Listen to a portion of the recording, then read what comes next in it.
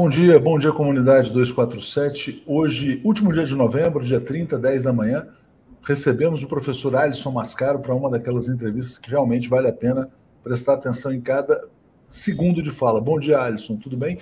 Bom dia, querido Leonardo Atucho, uma alegria muito grande nesta ocasião estar de novo com você e com todas e todos da TV 247. Obrigado, Alisson. Bom, como todos sabem, a gente mantém o compromisso de falar uma vez por mês, pelo menos, com o Alisson, para ir pontuando os temas da conjuntura brasileira que se move muito rapidamente. A gente teve eventos importantes que foram o lançamento da candidatura do ex-juiz Sérgio Moro, declarado suspeito pelo Supremo Tribunal Federal, a vitória na convenção do PSDB pelo João Dória, que vai se colocar certamente como um candidato forte da burguesia brasileira, o Bolsonaro, que se mantém como candidato, e a candidatura do ex-presidente Lula se mostrando a mais forte até agora, mas fazendo também movimentos em direção ao chamado centro, ou até mesmo a centro-direita, com a possibilidade de uma aliança com Geraldo Alckmin. Então, eu te peço, Alisson, para fazer uma primeira leitura do quadro brasileiro, antes da gente falar especificamente dos personagens.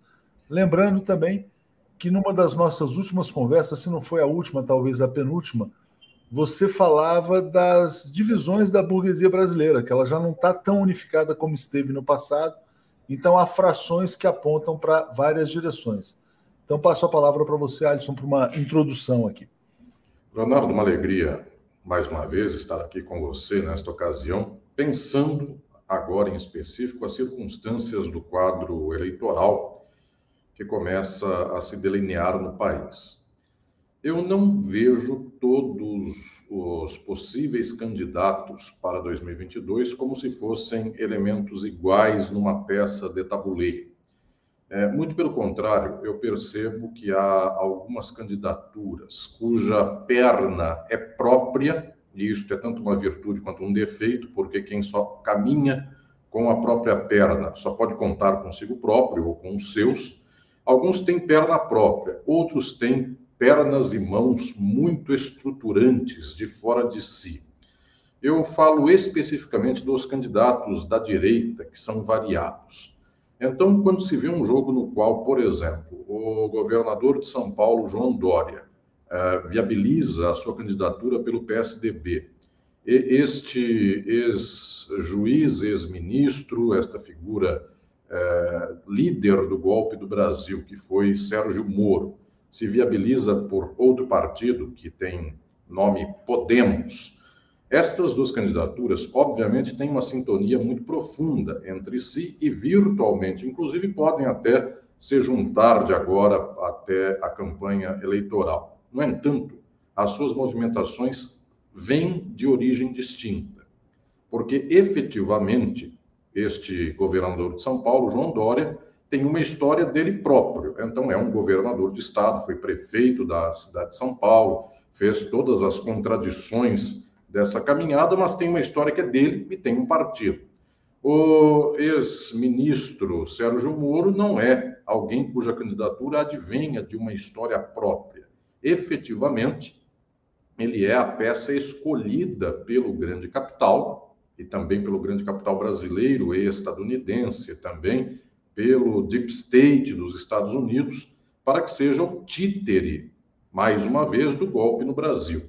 Então, eu diria aqui que, de alguma maneira, estas posições que se apresentam destas candidaturas de direita, claro, podem confluir em algum momento, um pode ser vice do outro, mas são movimentações distintas e o capital do Brasil e do exterior tenderá a marchar unificado de acordo com aquele que der a pauta da liderança ou então de acordo com a linha de força da reprodução do capital, que é uma reprodução imperialista. Então, penso eu que no presente momento nós não vemos tantas peças iguais no tabuleiro, nós vemos uma decisiva que já está sagrada. Se ela tropeçar, é que então os que têm perna própria começam a caminhar.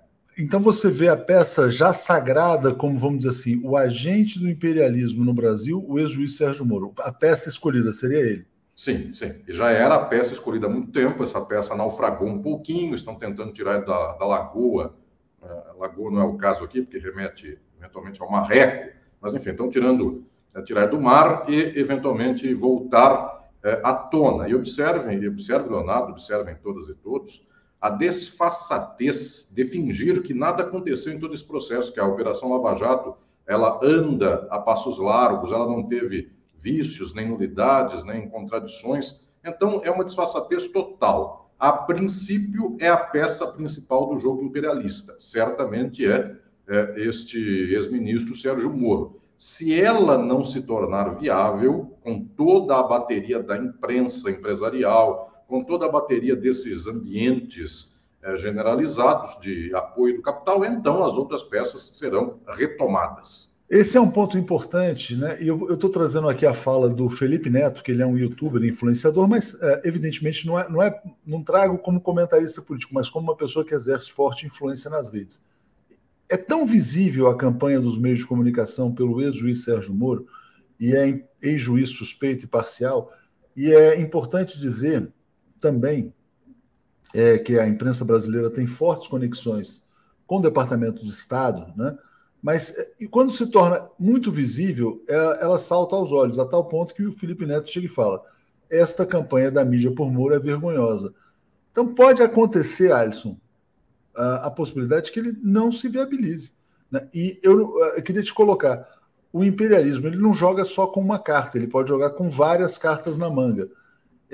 Como é que você vê o risco de que ele não chegue até o fim? Eu apostava, e continuo apostando, que em algum momento o Sérgio Moro irá desistir e vai sair candidato ao Senado pelo Paraná, para ir na boa, né? Mas para isso tem que se fazer um acordo, né? Que pode ser até um acordo financeiro, nunca se sabe como é que são feitos esses grandes acordões. A vaga do Senado no Paraná é do Álvaro Dias, mas pode ser que o Álvaro Dias também desista, né? Já foi senador várias vezes, de repente ele faz um acordo qualquer com o Dória, enfim. Eu vejo o Dória tentando consolidar e aglutinar essa burguesia brasileira. Mas, te pergunto, quer dizer, estando colocado o plano A, como é que fica um plano B, o plano C, o plano D do grande capital no Brasil? Eu penso que, na verdade, se delineia muito claramente que Sérgio Moro é o candidato do grande capital e do grande poder político do capital representado pelos Estados Unidos. Isto inegável, há muitas conexões. Ele frequentemente viajou para os Estados Unidos, viaja, morou lá. Enfim, tem toda uma história aí que um dia será levantada para entender mais especificamente o grau dessas conexões, mas que há no sentido minimamente de que ele mora por lá, teve uma história de vida por lá, portanto, é um elemento muito vinculado aos Estados Unidos. Pois bem, é o candidato principal. Eu não penso que, em não havendo viabilidade para a sua candidatura, então se abra espaço para que outras no campo do mesmo perfil se apresentem. Eu penso que, na verdade, a opção do capital, não sendo Sérgio Moro o seu candidato, é efetivamente o atual mandatário do país, Jair Bolsonaro. Então, não sendo Moro, será Bolsonaro, porque para o capital, tanto faz um quanto tanto faz o outro. Um, eventualmente, tem algum trato social, ainda que esdrúxulo, porque também não é das pessoas mais refinadas culturalmente, esse ex-ministro e ex-juiz, mas o outro também, ao seu modo, ao modo tosco, também serve ao capital. O que importa é privatizar tudo, quebrar direitos sociais, e para isso, comendo com talheres ou sem talheres, tanto faz. Então, eu penso que a alternativa básica da direita ainda é Sérgio Moro ou Jair Bolsonaro. Claro, é possível que haja aí uma espécie de declínio parcial da viabilidade eleitoral de Jair Bolsonaro, de tal modo que então fique a direita tentada a dar um reforço maior a essas candidaturas alternativas. Se nem Moro, nem Bolsonaro se levantam com tanta ênfase, aí sim, Dória e outros mais são cavalos do páreo, mas me parece, a princípio, que Dória e outros mais têm a caminhada da própria perna, ou seja, óbvio que um governador do estado de São Paulo tem algum peso político, algum ele tem que ter, só que esta caminhada é dele, a princípio. Mas é muito interessante você colocar o Bolsonaro como plano B, e é muito coerente com várias análises que a gente tem feito aqui. Eu vou tentar simplificar de uma outra forma e que talvez seja equivocada por ser excessivamente simplificadora, né? Eu vejo o Brasil como um país ocupado depois do golpe de 2016, né, que teve, vamos dizer assim, um agente internacional exercendo a presidência, que foi Michel Temer, durante um determinado período, e depois um outro agente internacional exercendo a presidência, que foi o Bolsonaro. No período Bolsonaro, a gente tem uma pessoa mais... É como se o time Trump estivesse governando o Brasil, o Partido Republicano governasse o Brasil. Os ocupantes do país olham para o Brasil hoje, não vamos deixar com o Trump, vamos pegar um cara nosso. A ala à direita do Partido Democrata pega seu quadro, Sérgio Moro, e coloca. Então é como se a gente estivesse vivendo aqui no Brasil uma disputa entre o Partido Republicano, Bolsonaro, e a ala à direita do Partido Democrata, Sérgio Moro. Ou seja, dois candidatos do imperialismo aqui dentro, disputando para quem vai ser o títere do golpe de Estado. Mas, em tese, você falou assim, os outros caminham pelas próprias pernas. Durante muito tempo, o partido que representou esses interesses no Brasil foi o PSDB. Por que eles estão fazendo a opção por candidatos claramente fascistas, seja Moro ou Bolsonaro, e não pela candidatura tradicional tucana? Por que o PSDB não é hoje o plano A, como sempre foi em todas as eleições? Inclusive na de 2018. Muita gente dizia, o plano A era o Alckmin. Não tendo vencido o Alckmin, foram de Bolsonaro. Por que o PSDB perdeu essa condição de aliado preferencial do imperialismo? Só por questão de viabilidade eleitoral. O governador João Dória está até agora andando com pernas próprias. O ex-juiz e ex-ministro Moro anda com a perna de pau dos Estados Unidos e do capital brasileiro e internacional. Pois bem, óbvio que se essa perna de pau cair e não for mais valiosa, então o capital inteiro, os Estados Unidos, desaguam, se também cair o Jair Bolsonaro, desaguam o João Dória. Então o PSDB não é que deixa de ser o cavalo de batalha do capital, é que se demonstra nos últimos anos inviável eleitoralmente. Caso nenhum dos outros se viabilize, então o Dória não anda mais só com a perna própria, os outros também marcharão e o colocarão sobre o ombro do capital. Então, por enquanto, a jogada dele é dele, não parece que há uma movimentação muito ampla do capital, sequer brasileiro no seu entorno. Certamente, o governador de São Paulo tem várias conexões empresariais, ele tem aí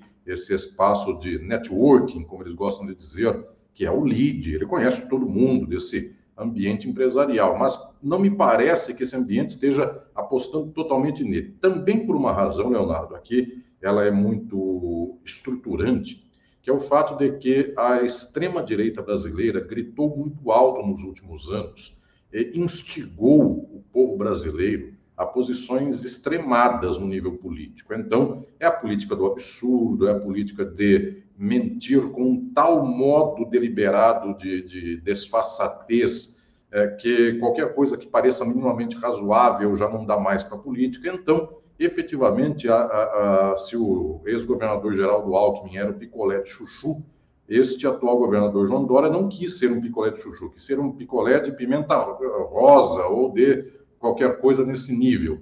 Pois bem, ele se tornou um chuchu, porque efetivamente a extrema-direita é tão incisiva, ela domina tanto a mídia, que resta muito pouco espaço para uma opção como a do Dória. E não é que o Dória seja uma pessoa polida, ele não é nada polido, só que o outro grita muito mais. Então, no mundo onde todo mundo grita, quem grita baixo não tem viabilidade. Ganha quem mente com mais convicção e quem grita mais alto. O Alexandre Lombardi perguntou o que o Alisson acha dessa questão da terceira via. Já é uma questão que está parcialmente respondida, e a Maria Marta fala, jogada de hipócritas, todos acobertados pelo Uncle Sam, né? Mas vamos dizer assim, o Moro se apresenta como terceira via, embora seja o plano A do imperialismo no Brasil. Claramente, parece ser o candidato dos Estados Unidos para ser o agente da ocupação. Mas aí eu te pergunto, Alisson, o que levaria, por exemplo, o Mandetta? O Mandetta já disse que vai desistir e pode ser que apoie o Moro. O que levaria o João Dória a desistir? Um cara que tem, sei lá, muito dinheiro, deve ser um dos caras mais ricos do Brasil, tem a sua vaidade, a sua ambição de poder. Ele vamos dizer assim, ele pode ser seduzido a uma desistência, porque se não houver uma composição, o Moro está num partido pequeno, está relativamente isolado, ele não demonstra capacidade de articulação política, ele tem uma contradição também, que é as pautas que ele defende. Por exemplo, prisão em segunda instância. Isso se volta contra muitos políticos que poderiam ser seus aliados. eu o vejo, né, com uma dificuldade de articulação política pela própria agenda que ele carrega. Nesse sentido, eu queria te perguntar assim, quer dizer, se você vê ele com capacidade de ampliar, de ter articulação, e se você acha que em algum momento o Dória pode desistir em favor dele. Porque eu sempre bato na tecla de que o Moro é que vai desistir em favor do Dória, mas passo para você. É possível essa troca da 0 a 0, no final das contas, porque ambos não são os candidatos que tenham uma viabilidade eleitoral enorme. Nem o ex-ministro Moro parece ser uma figura popular, tampouco o João Dória. João Dória foi um fenômeno em condições muito específicas, na cidade de São Paulo, ao tempo de um anti-esquerdismo galopante. Eram os anos 2016, então o golpe estava no auge, todo mundo era contra a esquerda, todo mundo queria ser de direita, a maioria queria ser de direita. Então, navegou por cima disso. Em circunstâncias normais, não ganharia uma eleição. É uma pessoa que no passado se chamava de almofadinha, enfim, uma pessoa que não tem o traquejo popular. Foi outro dia para o Nordeste e perguntou na plateia quem já tinha ido para Dubai, enfim, foi, inclusive, objeto de escárnio, um tipo de pergunta como essa, na circunstância onde ele estava. Portanto, não é uma figura de grande viabilidade eleitoral. O ex-ministro Sérgio Moro é a mesma coisa, enfim, não tem grande articulação, pauta, inclusive, repressiva. O povo está passando fome, quem quer saber de prisão em segunda instância? Não é um assunto para o povo. No entanto, eles são candidatos sempre pré-fabricados e constantemente embalados pelo capital e pelos seus agentes políticos institucionais. Então, um banho de jornal nacional faz com que uma pessoa impopular se torne popular, ainda que seja numa certa medida. Também não tem condição de fazer milagre, mas algum grau de manejo estudar. Minha tese, Leonardo, é a de que nenhum desses dois candidatos tem viabilidade suficiente só por si ou só por uma varinha de condão dos Estados Unidos, do Deep State estadunidense, que vem a dizer, então, você é o escolhido, agora vai. Por mais que haja aqui um apoio da mídia hegemônica, por mais que a Globo venha a sagrar esse candidato, eles não são efetivamente populares. Por isso que, na minha leitura, o grande candidato popular da direita continua sendo o atual presidente Jair Bolsonaro, por mais que a popularidade dele esteja minguando, mas é alguém que fala com o povo, é alguém que conta piada, é alguém esdrúxulo, mas um certo tipo de esdrúxulo, que o povo entende, o povo até mais ou menos capta o assunto. Agora, o esdrúxulo, eventualmente, de falar conge, ou de perguntar qual biografia você leu.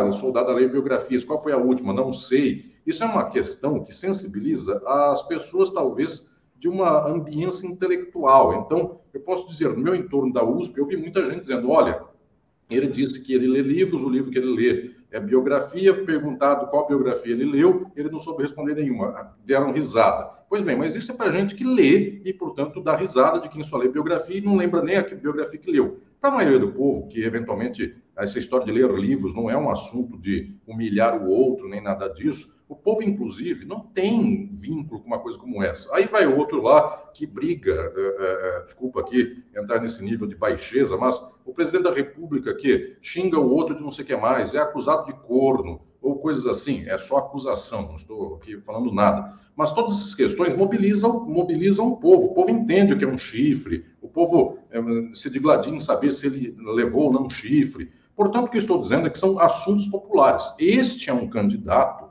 que tem efetivamente capilaridade. Só que o que ele não tem é o quê? Entrega de resultado.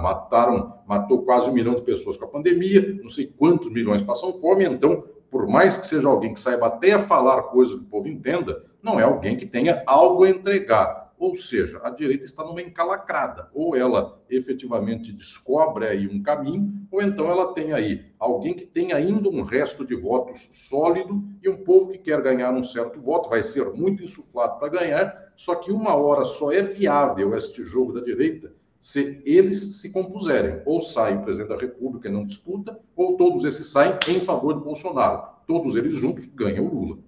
Antes da gente falar sobre a questão Lula, então tem um ponto importante, Alisson. Você acha viável, vamos imaginar o seguinte, quer dizer, o Bolsonaro passa em primeiro lugar para enfrentar o Lula. O Bolsonaro, o Moro que acabou de lançar um livro chamando o Bolsonaro de bandido, etc e tal, rachadinha.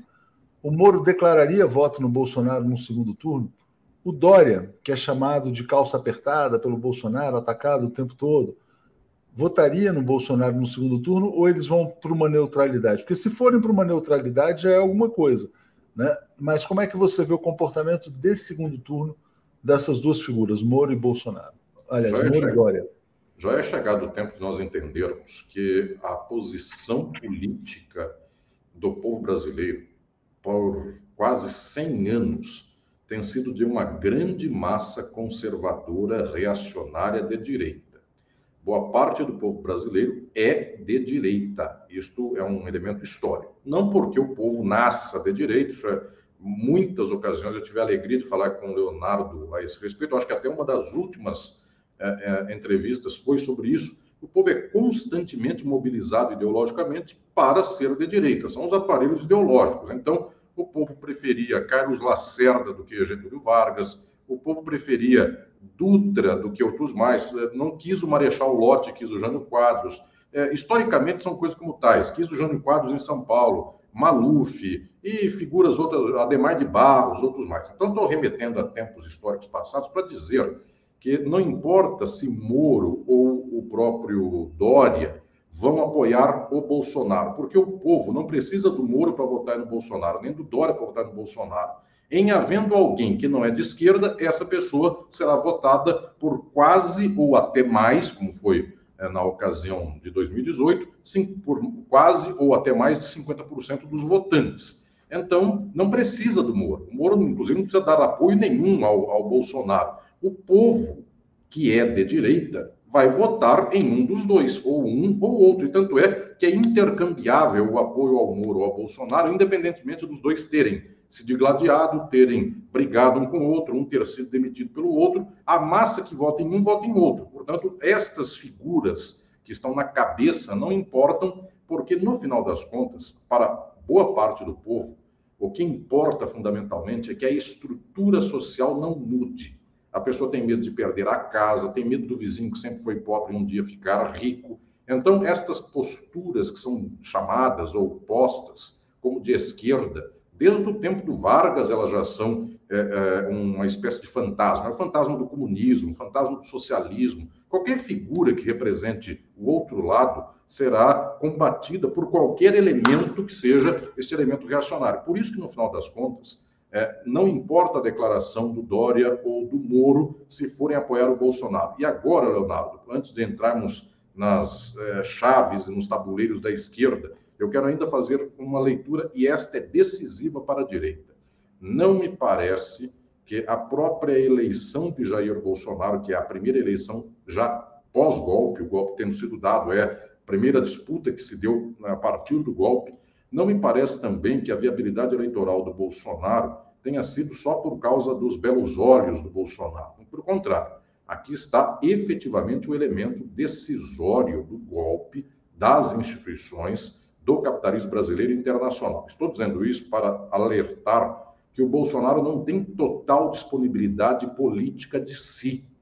Ele não está aí dizendo assim, eu serei candidato à reeleição em 2022 e vocês terão que me engolir. Quando eu digo vocês terão, os patrocinadores do golpe, o capitalismo brasileiro e estadunidense e os Estados Unidos e as instituições de modo geral. Ele é, de alguma maneira, um títere de toda essa história, até mesmo das instituições militares. Ele não é general de 4 estrelas, ele não é nada disso. Ele é uma figura que é pensada de início, claro, sempre é pensado, mas nunca sai exatamente assim, mas ela é pensada como um fantoche de todo esse processo. Paulo Guedes é a figura representativa desse movimento e, portanto, ele não é uma figura decisória por si só. O que eu estou dizendo aqui é que se ele resolver bater o pé numa candidatura inviável, mas que tira voto de outra candidatura de direito que seria mais viável, e este voto que tira faz com que a esquerda ganhe, Jair Bolsonaro será tirado por alto da disputa eleitoral. Então, haverá aqui um comando do golpe, um comando de Estados Unidos, Brasil, militares, bancos, especuladores, outros mais que vai dizer para o Jair Bolsonaro, vamos limpar a sua área, a dos seus filhos, saia por aí como senador vitalício,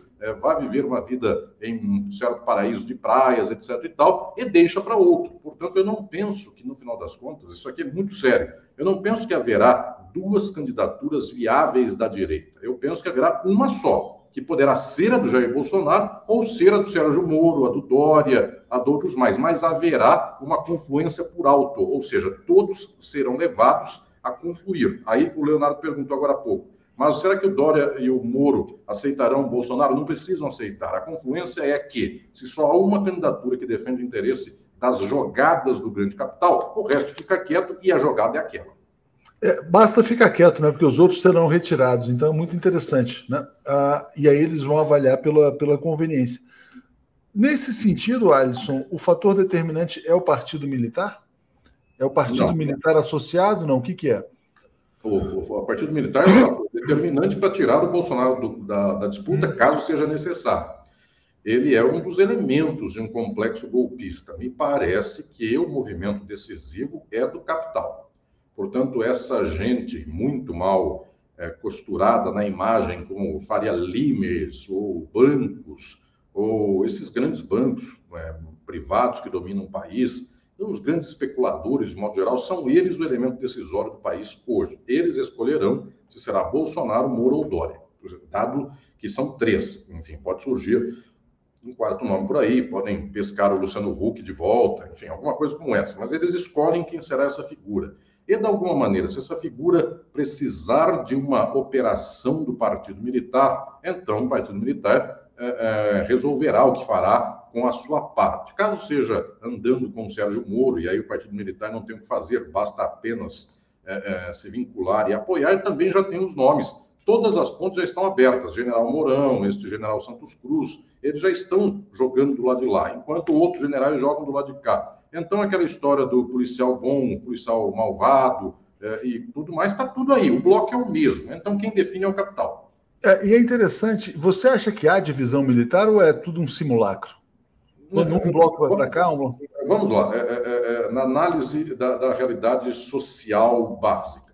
É óbvio que em qualquer ajuntamento de 2, 3, 5 pessoas, que dirá de milhares, como é o Exército, a Marinha Aeronáutica, é óbvio que num ajuntamento de tanta gente tem sempre linhas de força, interesses aqui e ali. Então, eu não descarto a hipótese de que haja uma espécie de microfissura, disputas internas, as mais variadas, porque elas existem em qualquer lugar. Quando se diz assim, tal instituição é um bloco homogêneo, quando se chega por dentro, a coisa não é necessariamente deste nível. Quando se diz assim, os tribunais de São Paulo, falando no nível do direito, que é o nível imediato, inclusive, da minha ação, os tribunais de São Paulo são conservadores. Verdade, só que um é conservador conforme linha A, o outro não gosta, o outro tem a mesma linha dele, só que não gosta dele, o outro, 20 anos atrás, xingou o fulano, não sei em que audiência. Então, tem tudo isso. Então, obviamente, o partido militar, ele também tem uma história de que alguém foi preterido em face de alguém foi mandado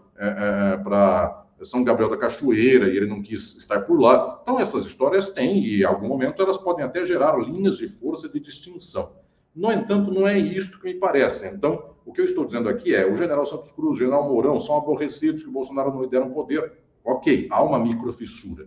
O que me parece fundamental, no entanto, é que no nível geral decisório para a reprodução do sistema político e econômico, neste nível não tem fissura. Ou seja, as eventuais fissuras internas são caladas em troca de uma decisão maiúscula. Então, nesse nível, se for com Bolsonaro, será. Se for com Moro ou Dória, será também. E quem não gostar, porque eventualmente o outro, eu não gosto muito da cara dele, fica quieto também.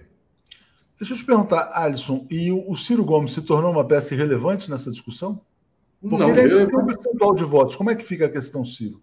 Não irrelevante, porque se tiver 6 a 10% de votos, são 6 a 10% de votos decisivos, dado que numa disputa de 40 a 42, enfim, 6% dos votos são possibilidade de ganhar no primeiro turno, se apoia o ex-presidente Lula, são possibilidade de quebrar a eleição de primeiro turno e levar para o segundo turno. Então, é um candidato que tem uma importância no cenário eleitoral bastante grande, porque a depender de como ele se move, é também preciso ver se estes direcionamentos que dá, leva os seus votos a uma posição ou a outra. Então, se levar a posição para uma busca de um candidato centrista é uma condição. Se levar a uma posição do ex-presidente Lula é outro resultado. Então, penso que é uma peça ainda de bastante impacto nesse jogo. Claro, eventualmente nos dias de hoje, ele tem o impacto de ser quem está na frente da disputa eleitoral, quem está carreando a pauta eleitoral. Não tem, isso é óbvio, mas não é desprezível a quantidade de votos que vem a ter. De 6 a 10% dos votos, desempata a eleição no primeiro turno.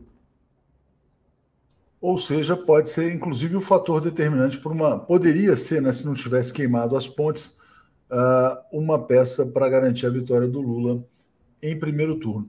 Deixa eu só trazer os comentários aqui, agradecer a Fátima. O Júlio pergunta se você tem algum vínculo com o IRE, o Instituto das Relações Empresas e Estado. Você trabalha, dá aula, faz palestra, tem alguma coisa ligada a isso, Alisson? No IRE, algumas aulas já dei para esse instituto. Tá, e aí tem uma pergunta assim, quer dizer, por exemplo, você se incomoda por estar... É uma crítica que vem sendo feita, e aí eu vou te colocar para responder como achar melhor, porque ali tem vínculos com o general Etchegoyen, por exemplo. Você acha que tem algum incômodo? Como é que é essa questão? Como é que você vê essa questão, Alisson? Eu vejo como uma instituição, como tantas outras, que se abre para muitas vertentes. Enfim, como os jornais têm, enfim, posições as mais variadas, e me parece uma instituição bastante séria, inclusive.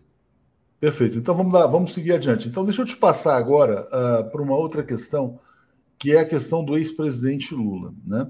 Que hoje está deixando mais explícito, Alisson, a questão de um eventual acordo com o Geraldo Alckmin. Como é que um acordo com o Alckmin se insere nesse contexto do capital, né?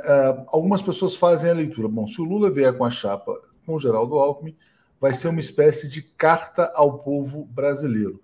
Então, peço para você falar a respeito disso.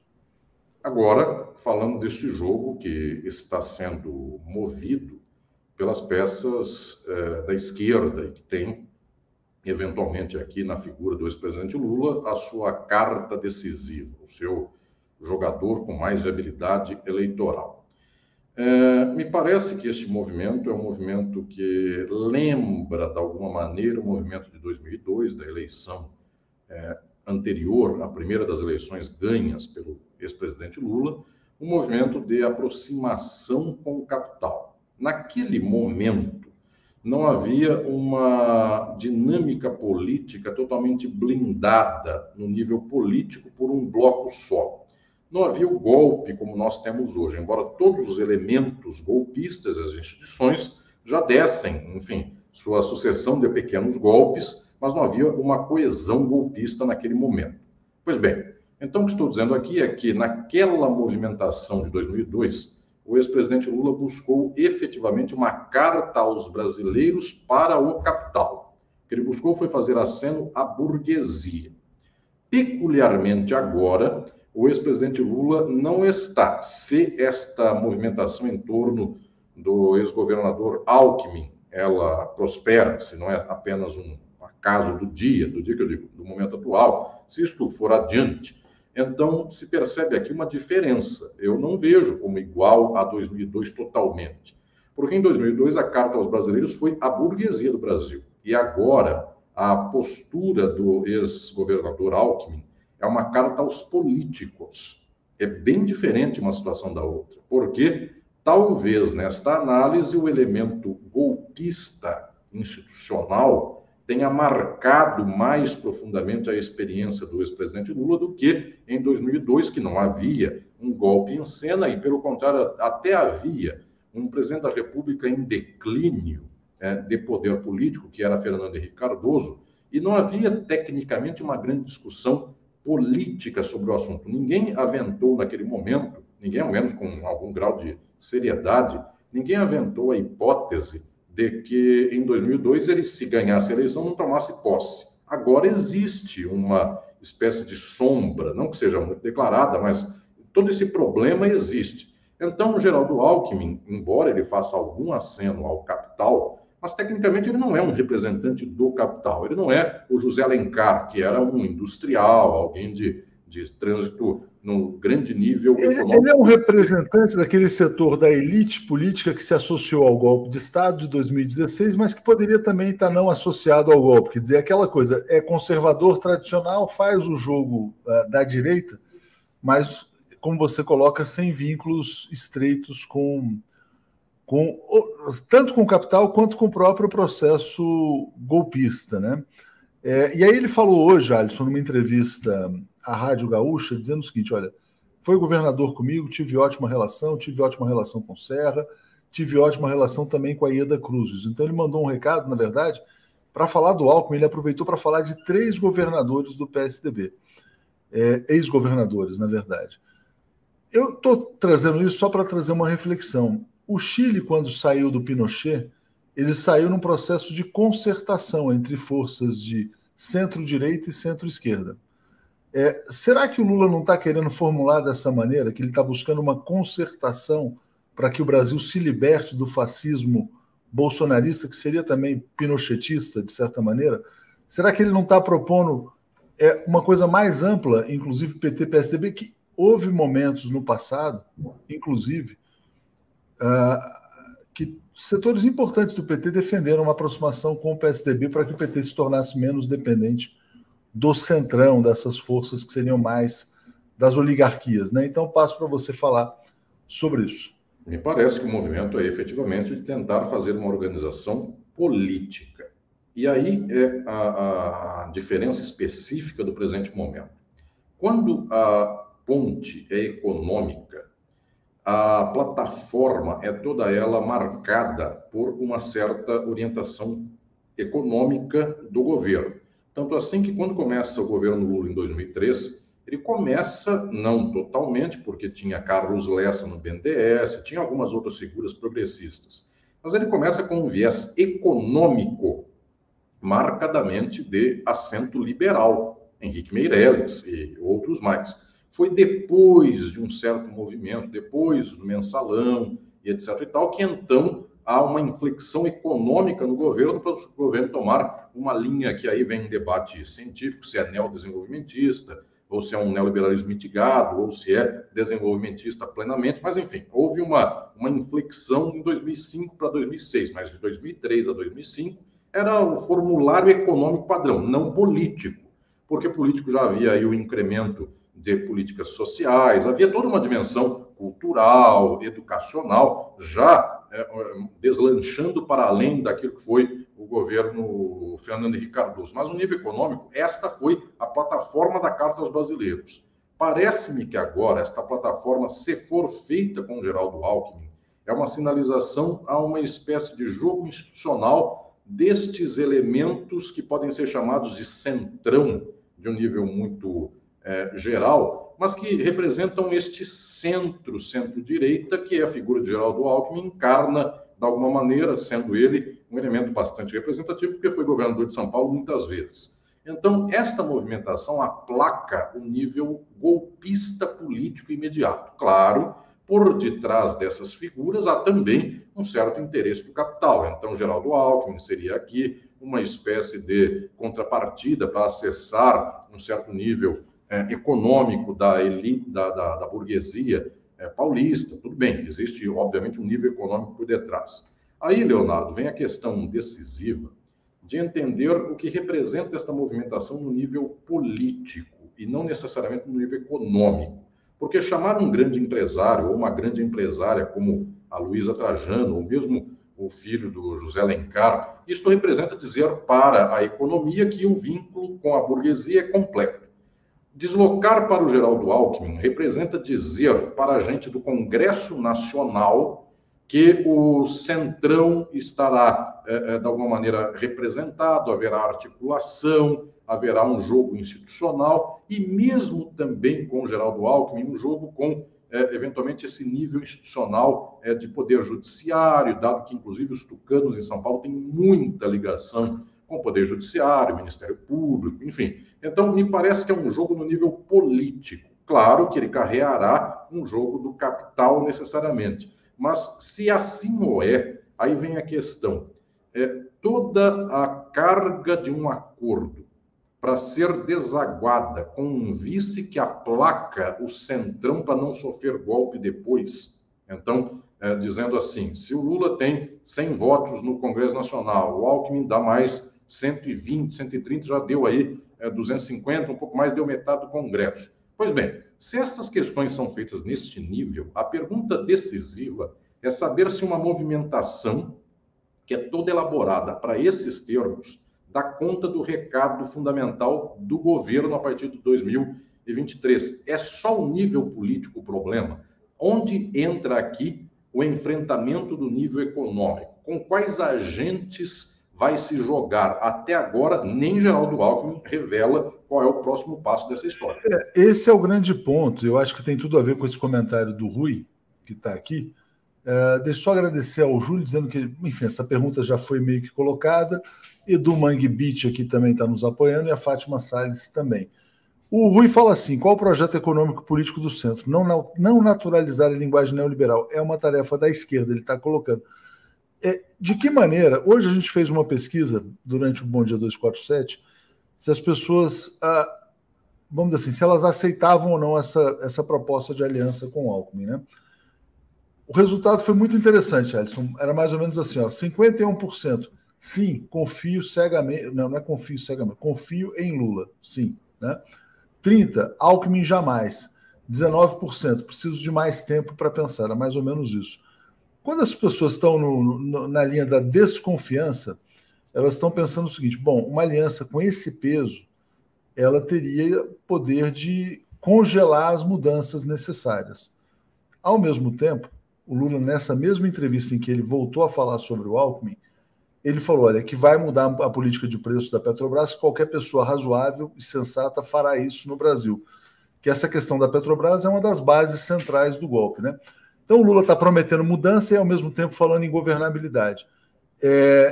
Em que medida que essas coisas podem vir a ser ou não contraditórias? E aí passo para você.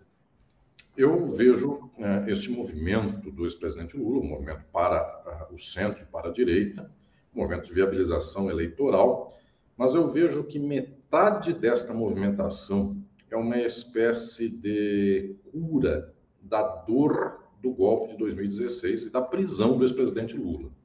Então, esta busca pela figura do Geraldo Alckmin é uma busca por uma figura política neutra, tanto aí esta imagem do picolé de chuchu, alguém que não incomode, alguém que eventualmente pacifique o campo de quem votou em 2016 contra o governo e era do governo. Muitos partidos, enfim, estiveram nessa movimentação, antes apoiaram o governo Dilma e na hora H se impuseram contra a própria ex-presidenta Dilma Rousseff.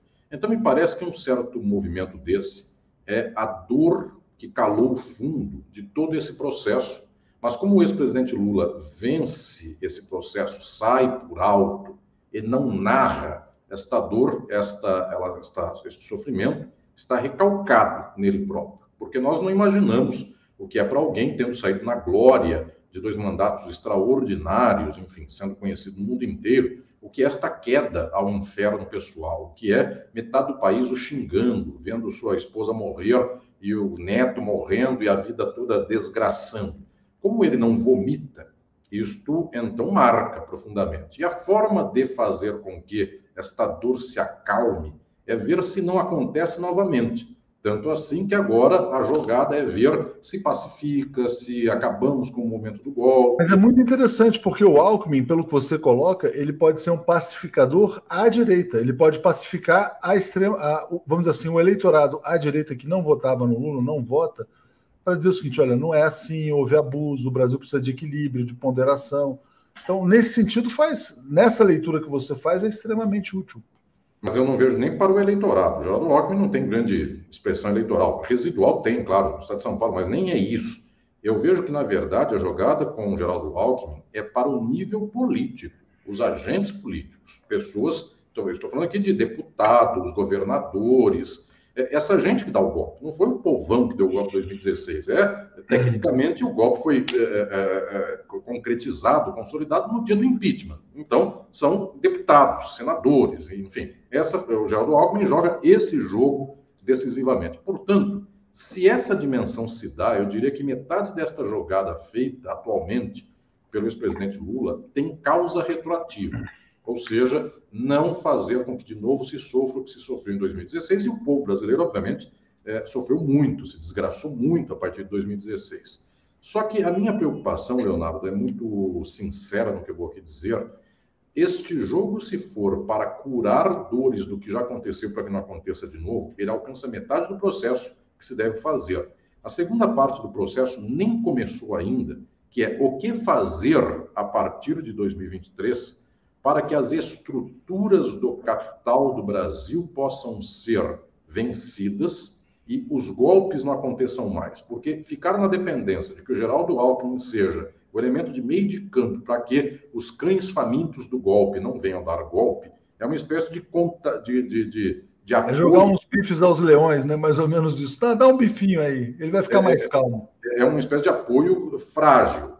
Eu vou dizer mais uma questão aqui que eventualmente assustará muitas pessoas. Não me parece que pela figura pessoal deste ex-governador Geraldo Alckmin, ele seja um elemento traidor por conta própria. Ele foi leal ao ex-governador Mário Covas. Não me parece aqui que no nível pessoal ele tenha, de modo bastante escrachado, essa dimensão. O problema é que não depende dele. O golpe acontece pelas razões do capital, das instituições. E, efetivamente, ele será colocado em algum momento, o canto da sereia virá no ouvido de Geraldo Alckmin, caso seja vice de um eventual outro governo do presidente Lula, ele será levado pelo capital a que tome uma ação golpista. Não por ele, mas porque o capital, se não quiser mais o ex-presidente Lula, assim o fará. Então, esta figura que é boa, tão boa, para poder articular com a política da direita,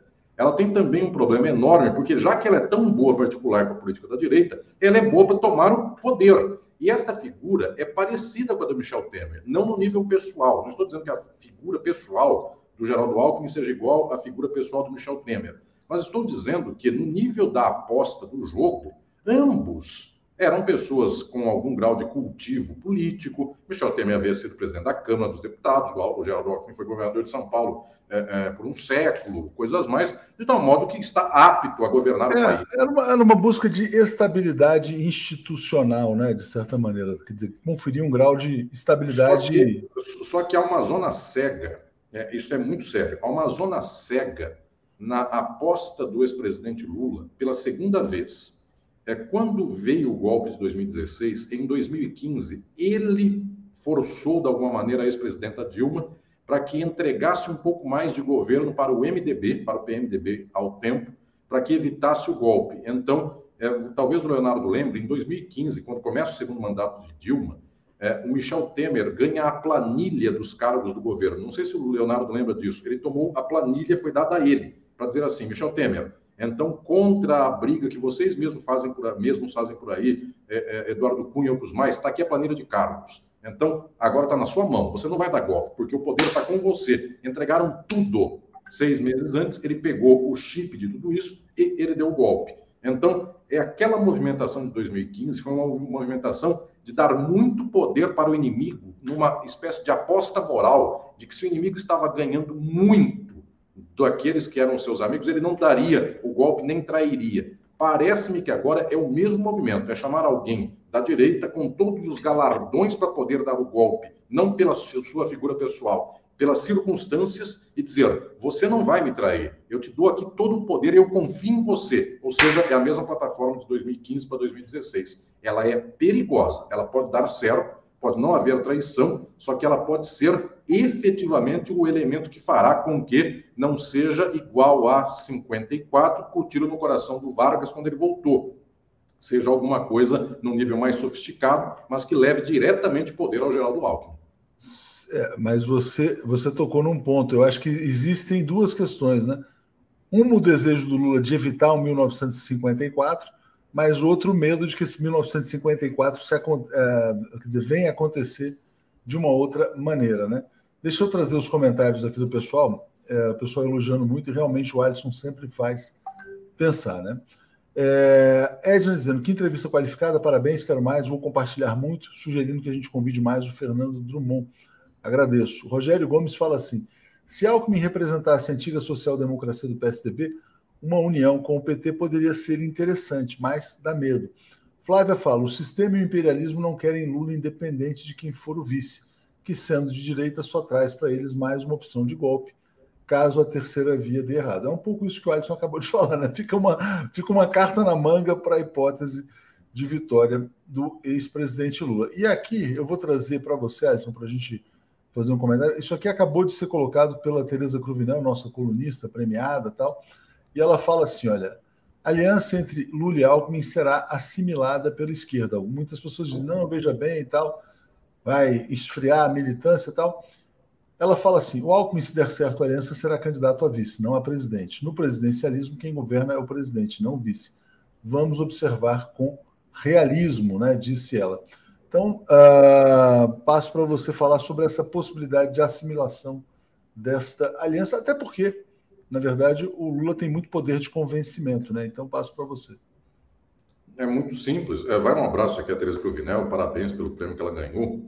É muito simples essa dimensão, que é a seguinte: se não for isso, não tem outra. Então, qual a chance eleitoral viável se não for, dado que o ex-presidente Lula escolhe o Geraldo Alckmin, que dirá alguém de esquerda que falará, não quero isso, eu quero que ganhe o Bolsonaro? Então, será isso, será naturalizado, será assimilado. A questão é, à custa do quê? E pensando até mesmo no projeto de uma ação transformadora social no país, uma ação de esquerda, a grande dimensão que falta, Leonardo, e aqui eu chamaria atenção, até porque sei, com muita alegria, que muitos agentes políticos de esquerda nos acompanham nesta entrevista aqui, inclusive muitos deputados, depois eu colho, inclusive, repercussão destas falas. Então, eu gostaria de poder aqui lembrar algumas questões básicas para essa caminhada de agora para frente. Uma delas, até aqui, se está evitando a mobilização educacional das massas para o que aconteceu. Hoje cedo, Leonardo, você teve a ocasião de, com o José Reinaldo Carvalho, que também a ele eu envio aqui um abraço especial, vocês comentaram o fato de que Evo Morales, este final de semana provavelmente, ontem ou anteontem, ele chamou uma marcha da população boliviana contra esses elementos de extrema-direita que na Bolívia pululam, para dizer nesses termos, chamou uma marcha do povo, dizendo, são elementos golpistas, querem quebrar o Estado boliviano, querem, inclusive, arrancar o pedaço lá de Santa Cruz de la Sierra e fazer a independência daquele pedaço, querem fatiar o Estado boliviano. Portanto, ele chamou o povo e educou, dizendo, houve um golpe. Pois bem, até agora no Brasil, nós estamos evitando falar isto para o povo. Esse se chama Geraldo Alckmin, inclusive, o problema aqui, volta a dizer, não é isto. Mas se não se fala ao povo que houve um golpe, e que, portanto, começa dizendo, eu vou reconstruir de onde eu parei porque houve um golpe, se só se toma dizendo assim, houve um lapso, e agora eu retomo, esta figura é muito difícil para depois tentar combater os golpes que virão. Porque, vejam, o Arce tomou poder... Mas aí é a tradição conciliatória do Brasil, né? O Brasil tem essa questão de sempre evitar o confronto. E eu acho que esse é um traço brasileiro também, de certa maneira. Só que aí o risco e o sofrimento são as dores e delícias das coisas. O risco que isso causa é que comece em 2023 uma campanha para que o Lula saia do cargo, porque vai descobrir uma corrupção não sei aonde, porque ele falou, vejam, falou da Nicarágua, enfim, imbecilidades do dia. Pega um rastro desse, um pelo no ovo, e então começa uma campanha enorme. Como a gente não mobilizou o povo, a gente não tem resguardo para a próxima campanha. E vejam, o Evo Morales, como mobilizou, começou uma campanha com um ano do Arce já para tirar o Arce,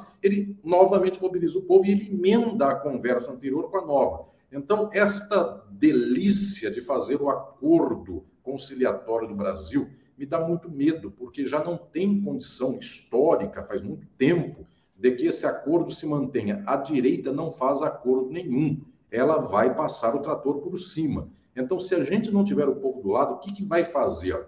Então, eu penso que é fundamental que haja uma espécie de maturidade dos que estão à frente do conjunto político da esquerda para entender como é que se educa o povo dessa vez e não simplesmente se faz um acordo por alto, porque a gente vai depender muito do povo. Eu estou dizendo que a crise do capital brasileiro e internacional fará com que brevemente um outro golpe venha, caso o Brasil resolva ter autonomia econômica, ficar amigo da China. Daqui a pouquinho vem um outro golpe. Só que se a gente não tem o instrumental para isso, o que a gente vai fazer? Então, Leonardo, eu sei reconhecer que existe uma tradição conciliatória, mas eu não estou pedindo demais, porque é aquela história, passarinho não anda debaixo d'água, peixe não voa. Dado que é assim, mas e onde está um pouco mais das coisas? Cadê a campanha para termos meios de comunicação populares, que falem à esquerda? Cadê certas linguagens e certos discursos que efetivamente possam mobilizar a sociedade? Eu fiquei feliz. Outro dia que Fernando Moraes disse aí,